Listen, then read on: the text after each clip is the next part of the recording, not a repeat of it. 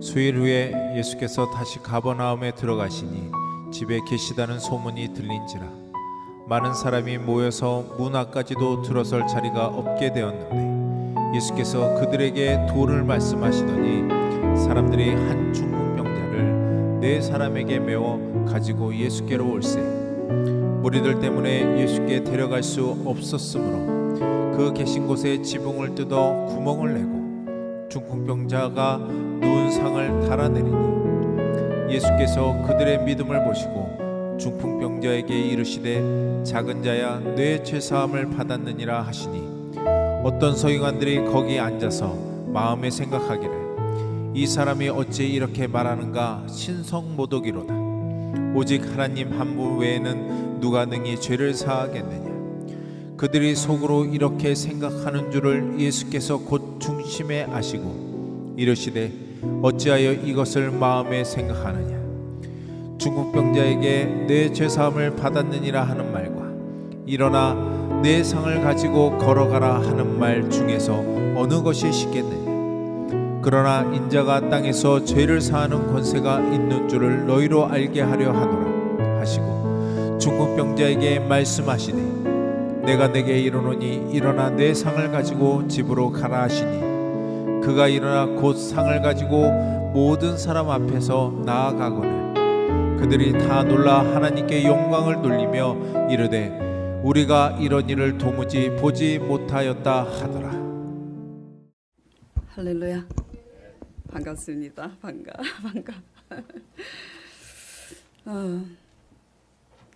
자, 오늘 제목이 다시 시작할 수 있는 힘. 여러분 중에 낭망하고 계시는 분 계세요? 오늘 설교 제목처럼 다시 시작할 수 있는 힘을 오늘 이 시간 얻기를 간절히 축원드립니다. 네. 오늘 본문은 다들 잘 아시는 중풍병자 이야기예요. 들것에 실려올 정도로 거동이 불가능한 중풍병자입니다. 그런 그가 다시 정상적인 생활을 시작할 수 있는 힘이 어디서 나온 거죠? 너무 쉬워서 대답을 안 하시네. 어디서 나온 거예요? 다시 시작할 수 있는 힘이 예수 그리스도로부터 나온 겁니다. 그리고 그 예수 그리스도를 믿는 믿음에서부터 시작된 거예요. 예. 왜냐하면 예수 그리스도는 부활이요 우리의 생명이시기 때문입니다. 요한복음 11장 25절 보겠습니다. 예수님이 이 땅에 오셔서 직접 말씀하신 거예요. 예수께서 이르시되 나는 부활이요 생명이니 나를 믿는 자는 죽어도 살겠고. 예. 이것을 믿습니까? 예, 이게 중요해요. 이 땅에서 80세, 90세, 100세 되도록 무병장수하고 돈도 많은 부자로서 잘 살다가 가도 예수 그리스도를 믿지 아니하면 지옥이에요. 믿지 않는 사람들이 제일 듣기 싫어하는 말이죠. 그러나 믿거나 안 믿거나 사실이에요. 그리고 이 땅에서 좀 가난하고 좀 병들었다 할지라도 우리가 예수 그리스도가 우리의 부활이요 생명이신 것을 믿는 자마다 우리는 죽어도 사는 것을 믿습니다. 아멘. 자, 이렇게 거동이 불가능한 중풍병자가 정상적인 생활을 다시 시작할 수 있는 그 힘은 예수 그리스도를 믿는 믿음에서 나온 거예요. 그 믿음이 생명이 되어서 뭐가 되어서요? 그 믿음이 생명이 되어서 우리에게 돌아온 겁니다. 믿음 자체가 생명이기 때문에 그 믿음이 생명이 되어서 다시 시작할 수 있는 힘이 된 거예요. 저와 여러분 모두 우리의 부활이요 구원 되신 예수 그리스도를 믿는 믿음 안에서 다시 그 모든 우리 한계 끝에서 다시 시작할 수 있는 힘을 얻기를 축원드립니다. 자, 그렇다면 우리에게 문제가 있음을 감사하게 되길 바래요. 왜죠? 그 문제 때문에 주님의 구원을 경험할 기회가 되기 때문이에요. 어떻게 보면 간절한 문제가 있는 게 축복이에요. 그게 끈이 되어서 하나님 앞에 나올 수 있는데, 또 그래서 어떻게 보면 간절한 문제가 우리 앞에 하나도 없다는 것은 어떻게 보면 참 그건 또 불행한 일입니다. 간절한 문제가 없는데도 주님 앞에 감사할 수 있는 사람이라면 굉장히 겸손하고 행복한 사람이지만, 간절한 문제가 없어서 주님을 더 이상 의지할 거리가 없다면, 필요를 못 느낀다면 불쌍한 사람이겠죠. 문제를 문제로 바라보지 마시고 문제가 하나님을 경험할 수 있는 기회가 되는 그런 하나님의 의도 안에서 감사하는 여러분 되시길 바랍니다. 자, 문제를 향한 믿음 안에 비밀이 다 있어요. 문제를 향한 믿음 안에 뭐가 다 있냐면 표적도 있고 우리의 거듭남이 있어요. 무슨 말이냐면 문제를 향한 믿음 안에 하나님의, 우리가 할 수 없는 하나님의 기적을 볼 수 있는 기회가 되고, 그 믿음 안에서 우리는, 그 문제를 향한 믿음 안에서 우리는 거듭남을 배웁니다. 그렇기 때문에 문제를 통한 믿음 안에서 뭐를 배우냐면 육적인 문제 해결과 그 표적과 영적인 거듭남, 이 모든 것을 배우는 거예요. 이 둘 다 있어요. 그렇기 때문에 오늘 본문에 예수 그리스도께서 5절에 보면은 저희의 믿음을 보시고, 예수님께서 무엇을 먼저 선포하시냐면 예수께서 그들의 믿음을 보시고 중풍병자에게 이르되 작은 자야, 뭐라 그래요? 내 죄 사함을 받았느니라. 그걸 먼저 선포하십니다. 자, 중풍병자가 원하는 거는 지붕을 뚫기까지 하면서 친구들의 도움을 입어서 그렇게 적극적으로 주님 앞에 나온 목적은 내 제삼을 받았느니라, 이 말을 들으려고 온 거예요? 솔직히? 아니에요. 내 중풍병이 치료함을 받았느니라, 이 음성, 이 하나님의 말, 이 예수 그리스도의 이 응답을 받고자 나온 거잖아요. 근데 예수님께서 그 믿음을 보시고 내 제사함을 받았느니라, 이 말씀을 먼저 선포하십니다. 그리고 나서 11절에 내가 너에게 이르노니 일어나 내 상을 가지고 내 들 것을 가지고 집으로 가라 그래요. 그러니까 12절에 그가 일어나서 그 상을 가지고 모든 사람들 앞에서 걸어가니까 놀라요, 안 놀라요? 예, 거동이 전혀 불가능한 그 중풍병자가, 그 당시 유대 문화는 지붕이 평토장돼 있어요. 흙으로 돼 있고, 그래서 지붕을 뜯기가 쉬웠습니다. 오늘날처럼 이런 지붕이면 뜯지를 못하죠. 그래서 어쨌든 간에 그 남의 지붕을 뜯고 달아내린다는 것은 모든 체면을 불구하고 적극적으로 그렇게 예수님 앞에 나오는 거예요. 그랬던 자가 침상에서 벌떡 일어나서 걸어가니 모든 사람들이 이런 일은 도무지 보지 못했다고 기가 막혀서 놀라는 겁니다. 하나님께 영광을 돌리죠. 무슨 말이냐? 그 믿음을 보시고 너가 제사함을 받았느니라 하시니, 그 믿음을 보시고 제사함도 받고 문제 해결도 동시에 받는 겁니다. 아멘? 예. 믿음 안에 뭐가 있다고요? 문제를 향한 믿음 안에 우리의 죄의 문제, 거듭남의 문제, 그 다음에 문제 해결, 것이 다 한꺼번에 같이 있는 거예요. 그래서 우리가 알아야 하는 올바른 믿음은 뭐냐면, 예수님이 오신 목적은, 또 우리가 믿는 신앙의 목적이 무엇이 돼야 하냐면, 우리를 죄 가운데 구원하시기 위해서 오셨다라는 이게 정립이 돼야 돼요. 정립이 돼야 돼요. 어디에서 구원하시려고?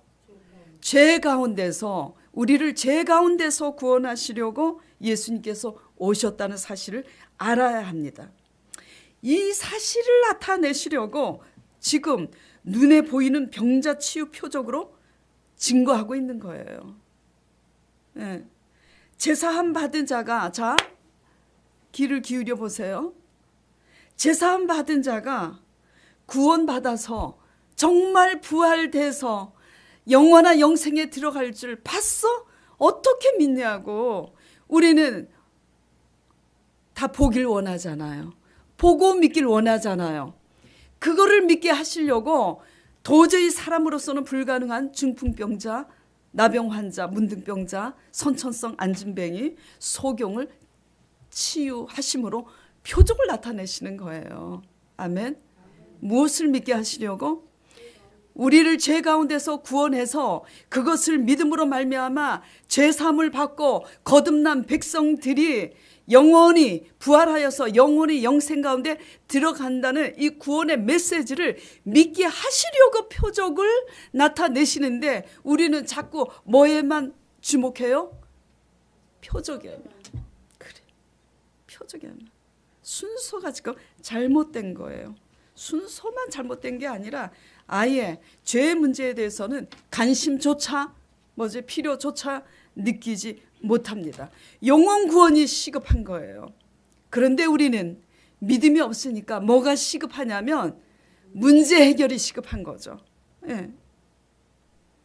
그래서 죄사함을 먼저 선포하신 거예요. 영원 구원이 시급하기 때문에. 그래서 죄사함을 받았느니라와 함께 내가 너를 치료하느니 일어나 걸어가라 그랬는데 어떤 게 쉽겠어요? 죄사함을 받았느니라 이게 쉽겠어요? 아니면 내가 너를 치료하리니 일어나 걸어가라. 어떤 게 쉽겠어요? 눈에 보기에. 죄사함이 쉬워? 일어나 걸어가라가 눈에 보이니까 그게 더 쉽지. 우리가 원하는 게 더 쉬운 거예요. 그러니까 우리가 쉬운 방법으로 가는 것 아니겠어요? 하나님은 안 보여요. 믿음은 안 보여요. 말씀은 안 보여요. 사람은 보여요. 그래서 사람을 의지하고 다니는 것 아니겠습니까? 예. 그러니까 그렇게 믿지 말라고. 그렇게 믿지 말라고. 제3을 먼저 선포하시면서 표적을 나타내시는 거예요. 그렇게 믿지 말라고. 그런데도 새까맣게 잊어버리고 또 표적을 구하는 거예요. 그래서 제3을 먼저 선포하니까 이제 서기관들과 저처럼 말씀을 연구하고 가르치는 이제 오늘날의 목회자와 같은 사람들이 이렇게 합니다. 6절 보겠습니다.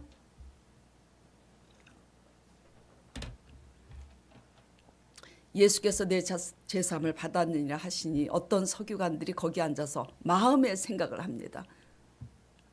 이 사람이 어찌 이렇게 말하는가? 신성 모독이로다.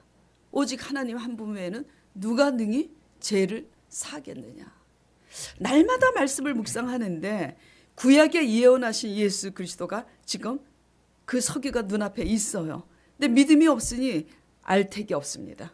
오히려 누가 아냐면 누가 알아요?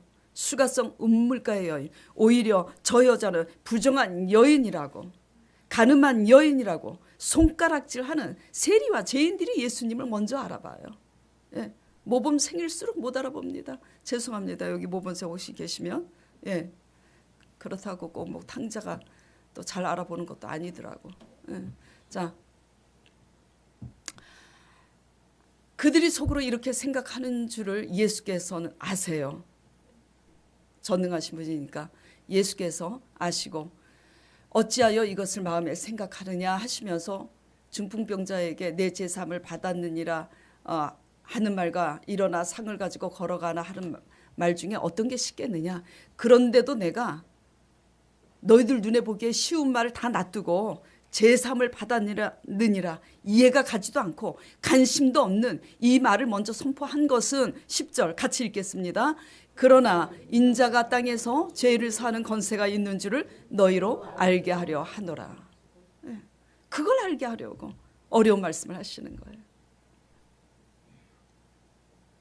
성도들이 듣고 싶은 말씀을 막 대부분 상담하러 갈 때 되게 재밌는 것은요. 딱 정해놓고 와요. 벌써 당신들이 어떻게 할 것을 딱 정해놓고 와. 근데 왜 상담을 할까? 당신들이 원하는 것이 양심에 아닌 걸 양심이 아는데도 혹시나 그래도 하나님이 허락하시지 않을까. 그래서 이 주의 종의 믿음 있는 주의 종의 입술을 통해서 이렇게 찜 해갖고 거기에서 자유하게 자기 하고 싶은 거 하려고 상담을 합니다. 예. 다 그런 건 아니에요. 대부분 그렇게 해요. 그래서 그런 이제 동기를 가지고 상담을 받는 사람들은 기껏 상담을 1시간, 2시간 해도 결국 당신들이 정해놓은 대로 가죠.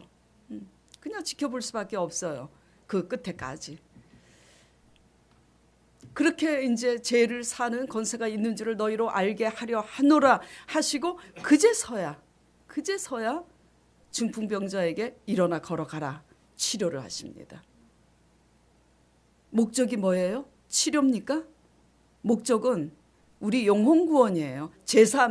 제사함이에요. 예. 쉽게 얘기하면 뭐냐면 예수 그리스도가 우리의 죄를 구원하시려고 오셨다라는 그 사실을 믿고 그렇기 때문에 예수 그리스도의 십자가의 사건은 우리 죄 때문에 죽으신 사건이에요. 그리고 부활 사건은 우리에게 성령을 주셔서 우리가 마땅히 무엇이 죄인지 모르는 그것을 하나님을 의지할 때 하나님의 영으로 그것이 죄인 줄 깨닫는 거죠. 그래서 하나님의 의를 이루는 겁니다. 이게 거듭남이에요.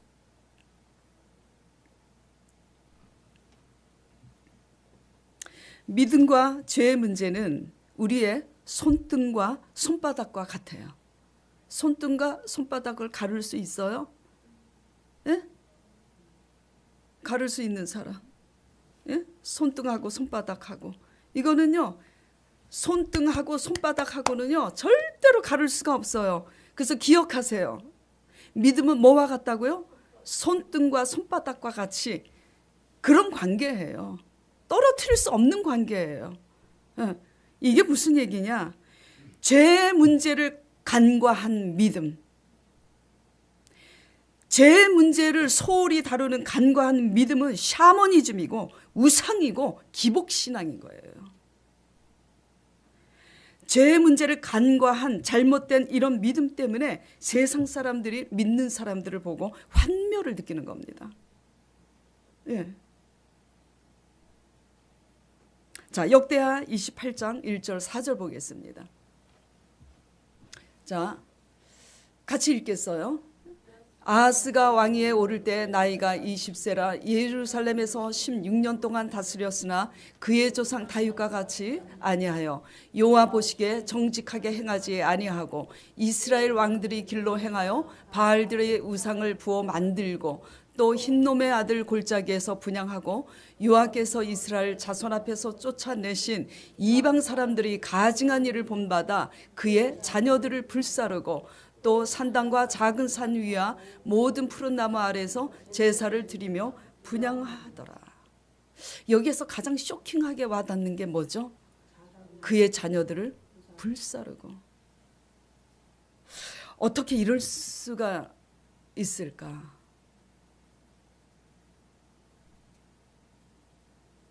어떻게 이럴 수가 있을까? 이해가 안 가지만 적용을 하면 이해가 될 거예요. 당시 가나안 이방 문화는 자기 자녀를 불살라서 제물로 몰렉이라는 신에게 숭배하는 그런 우상 숭배 행위가 가나안 풍습에 있었어요. 그런데 이거를 배운 거예요. 바알 숭배는 뭐냐면 풍요를 기원하는 거예요. 그래서 바알 신상을 보면 여자의 이 젖가슴이 하나가 아니고 둘도 아니고 5개인지 그렇게 있어요. 다산을 상징하고 풍요를 기원하는 거죠. 뭐요? 한마디로 복입니다. 죄의 문제가 아니라 무조건 복이에요. 복에 미친 거지.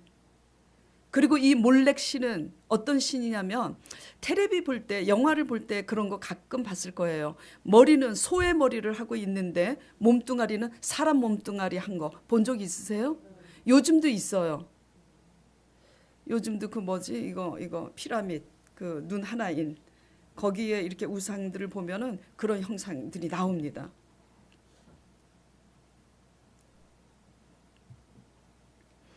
이 몰렉이라는 이제 바알은 풍요를 기원하는 이제 우상 신이라면은 몰렉이라는 것은 가장 강력한 파괴력을 가진 신으로 이들이 알고 있어요. 이게 무슨 말이냐? 세상을 사는데 인생이 우리 뜻대로 됩니까? 어느 날 예기치 않는 재앙이 임해요. 그러니까 이들은 생각하는 겁니다. 이렇게 생긴 이 신이 아주 가장 강력한 파괴력을 가지고 우리 가정에 저주와 재앙을 내렸다고 생각하는 거예요.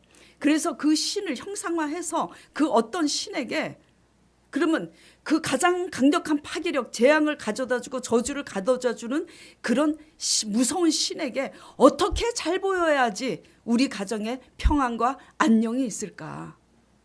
그래서 골머리를 싸매다가 기발한 아이디어를 짜내는 거예요. 그 잔인무도한 파괴력을 가진 몰렉 신을 잠재울 수 있는 그의 마음을 사기 위해서 누구를 번제로 드리냐면 자기 자녀입니다. 자기 자녀예요. 근데 이상하지 않으세요? 생각하시는 분들 지금 느끼고 있는지 모르겠어요. 이상하지 않으세요? 자신의 가정의 행복과 평안을 위해서 왜 자녀를 불살라야 되는 거죠? 사실 가정의 행복을 위해서 누가 불살라져야 되는 거죠? 그렇다면 내가 불살라져야 되는 거잖아요. 내 자식을 위해서 내가 엄마가 아빠가 불살라져야 되는데 자기는 죽지 않고 왜 자녀를 불 가운데 던지는 거죠? 그래요, 안 그래요? 예.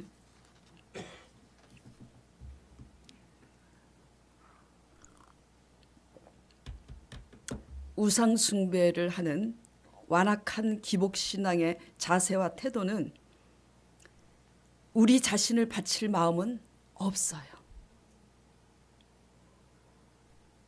왜냐하면 오직 우리 자신밖에 없기 때문이에요. 그렇기 때문에 우상은 뭐냐면 자기 자신이 우상입니다. 그래서 뭐든지 내 위주로 돌아가는 거예요. 내가 살기 위해서 내 자식도 볼모로 잡는 거지. 제가 며칠 전에 목요일인지 금요일인지 기억이 안 나요. 텔레비를 이렇게 탁 켜는데 어떤 채널인지 기억이 안 나는데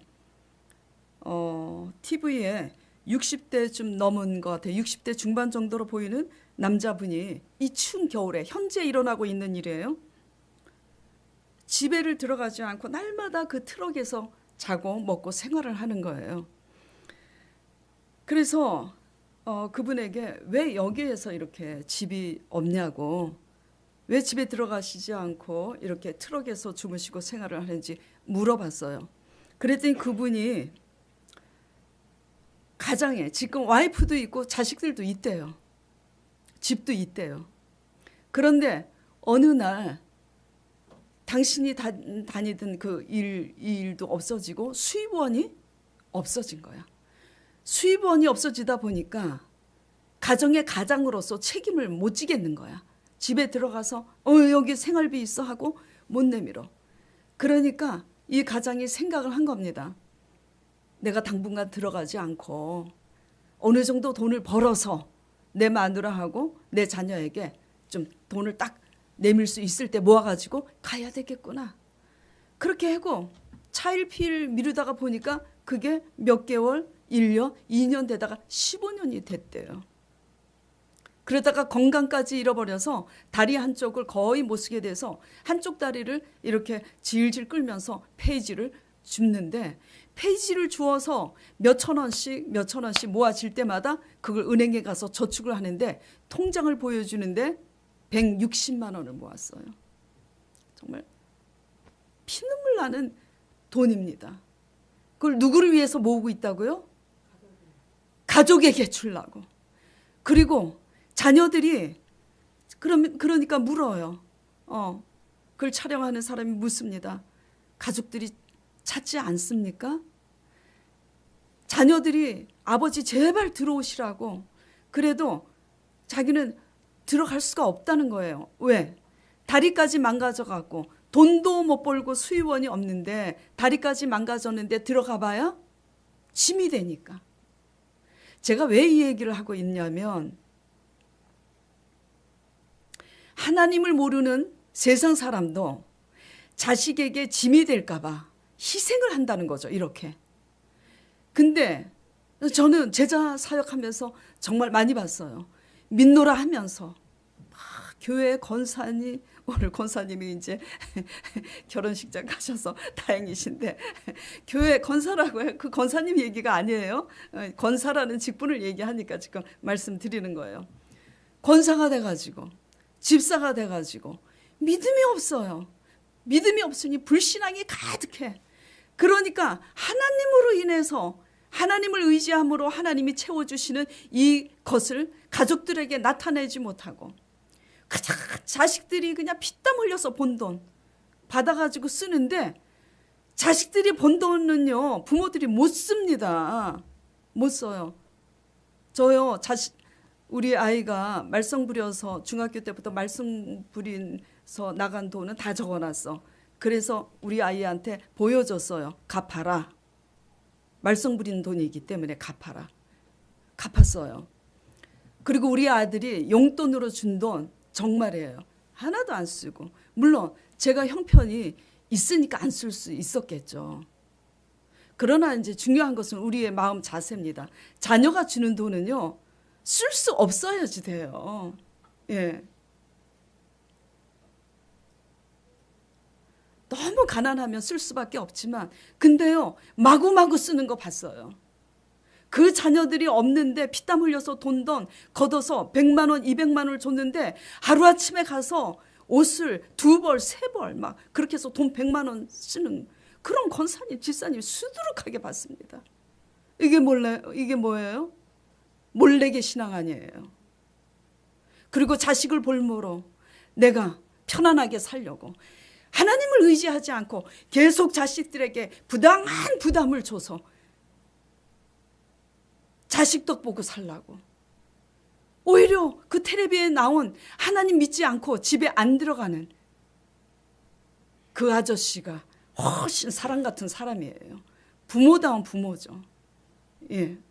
희생이라는 것은 하나님 믿으면서도 하나님을 빌미로 몰래에게 우상숭배하듯이 그리고 그것을 빌미로 자녀들에게 강요하고 그렇게 그래서 자녀를 불살라서 버려요. 또 이것은 다른 형태로 어떻게 적용이 될 수가 있죠? 우리의 편안함을 위해서 우리의 쾌락을 위해서 자식까지 버리는 세상. 이런 거. 이게 다 몰락의 우상숭배하는 신앙. 그리고 어떤 책임도 하지 않으면서 책임도 다하지 않으면서 교회 와서 맨날 내 문제 해결해 달라고 기도하는데 하나님이 복 주시겠습니까? 더 크게 얻어맞지 않는 게 기적인 거지. 몰렉신앙. 그리고 또 다른 형태로 적용해 볼까요? 어떤 게 몰렉신앙인가? 자녀들이 공부 잘해서 의사가 되고 무슨 사가 되고 변호사가 되고 또 출세를 위해서 사업 잘 되고 그렇게만 그 번영만을 그 자녀의 자식은 뭐 싸가지가 있든 없든 뭐 어떻게 되든 간에 돈만 잘 벌길 바라는 거 그렇게 기원하는 거 이거 다 뭐죠? 몰렉신앙이잖아요. 바알 숭배잖아요. 아하스 왕처럼 믿는 거잖아요. 자, 그런데 아하스 왕이 자녀까지 불살랐는데 잘 될 리가 있어요? 자, 5절에 보겠습니다. 자, 그러므로 그의 하나님 여호와께서 그를 아람 왕의 손에 넘기십니다. 이렇게 아하스 왕처럼 몰래게 우상 숭배하듯이 잘못된 그러니까 죄하고는 관심도 없으면서 문제 해결을 받기 위해서 자녀를 볼모로 삼는 이런 신앙은요 하나님이 악한 신앙이기 때문에 어떻게 넘기시냐면 악한 마귀에게 넘깁니다.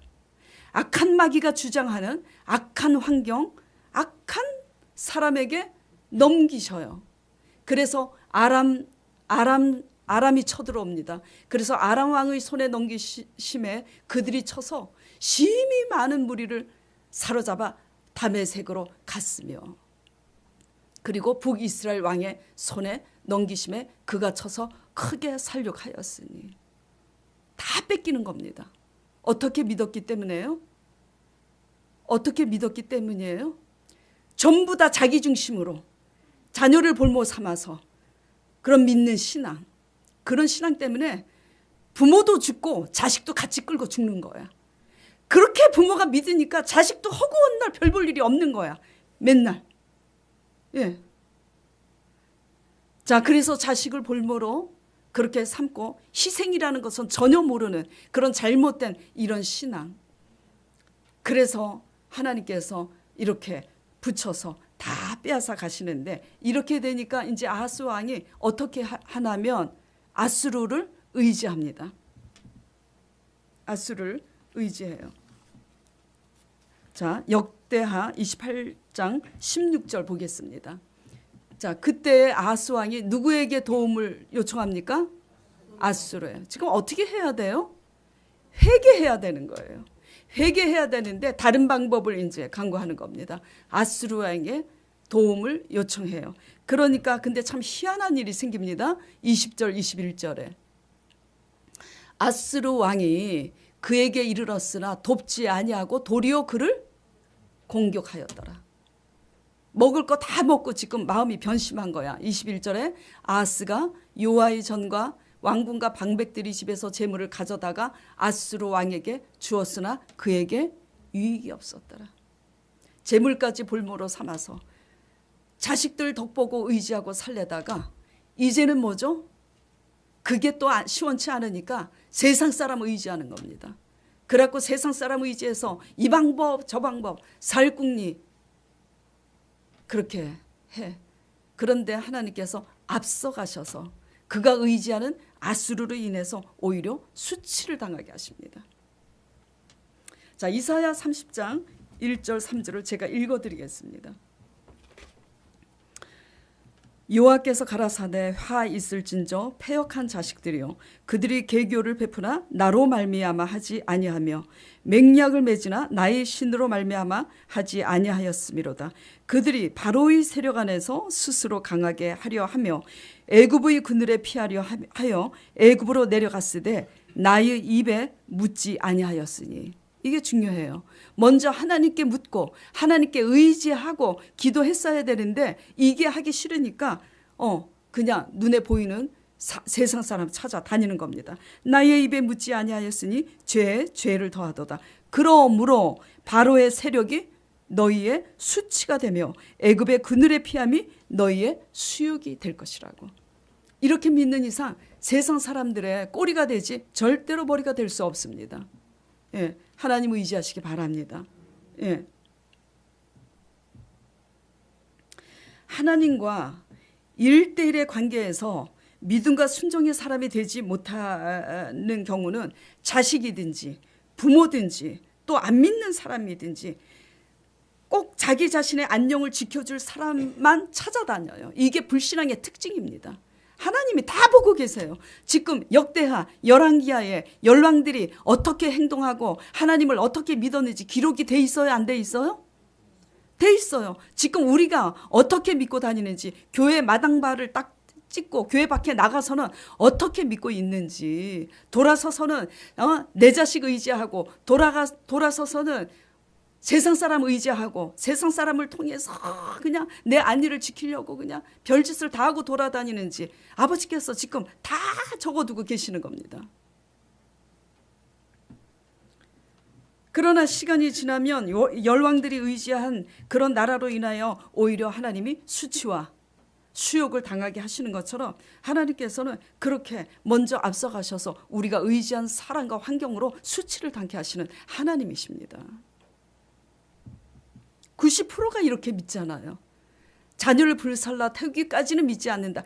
자녀를 불살라서 태우는 이 아하스 왕의 우상은요, 우상의 끝판왕이에요. 그래서 설교 제목을 우상의 끝판왕 아하스로 정할까 하다가 너무 좀 제목이 좀 거시기 해서 제목을 이렇게 바꿨어요.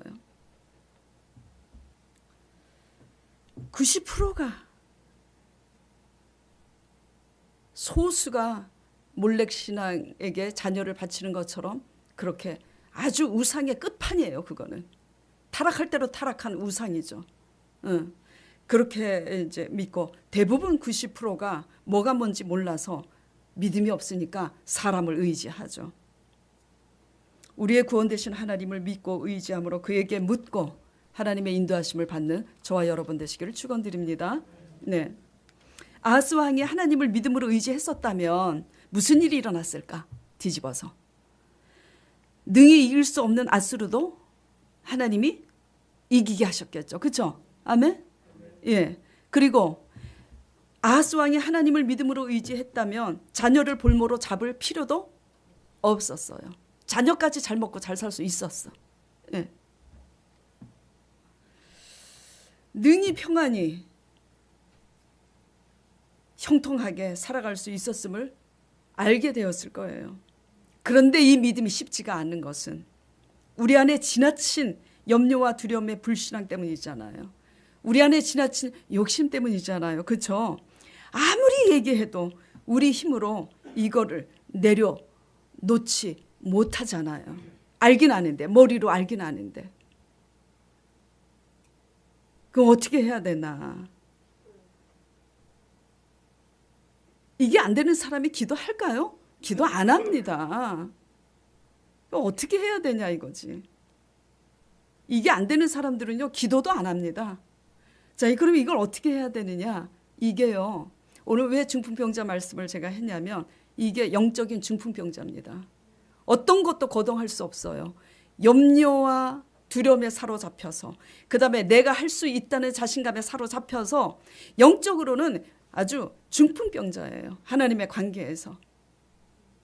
근데 이들은 스스로 믿음으로 나오지 못해요. 그리고 스스로 기도하지 못합니다. 어떻게 해야 되냐?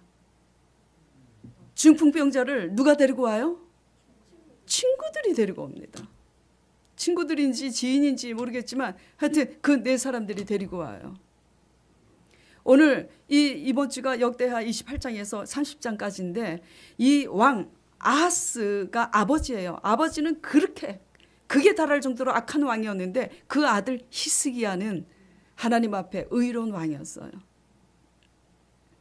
그래서 이 히스기야 왕이 아버지 아하스의 그 악행과 더불어 조상들의 악으로 인해서 그렇게 유다가 피폐해진 그 피폐한 그 성읍을 다시 일으키기 위해서 무엇을 결단하냐면 이로 말미암아. 자, 역대하 29장 9절 11절 보겠습니다.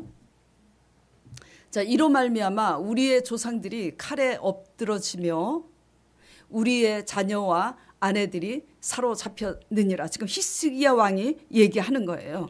이렇게 몰렉 신앙에게 자녀를 불사르는 우리 아버지 아하스의 그런 신앙, 그리고 우리 조상들 열왕들의 신앙 때문에 이렇게 유다가 이 지경이 됐느니라.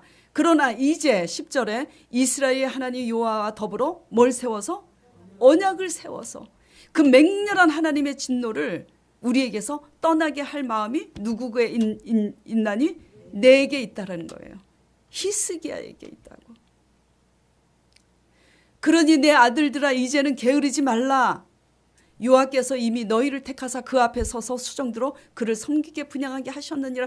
그러면서 성전에 아하스 왕이 다 못쓰게 성전문을 닫고 그렇게 한 거, 성전 문을 열고 성전 안에 들어가서는 안 될 그 몹쓸 것들을 다 끌어내서 성전을 청결하게 지금 청소하고, 그리고 레위인들 모두 불러가지고 백성들로 하여금 성결하라고 지금 명령을 내립니다.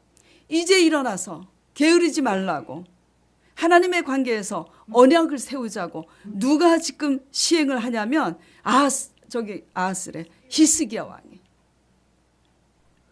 중풍병자처럼 거동할 수 없는 사람을 누가 지금 세우냐면 건강한 네 사람이 끌고 오는 겁니다.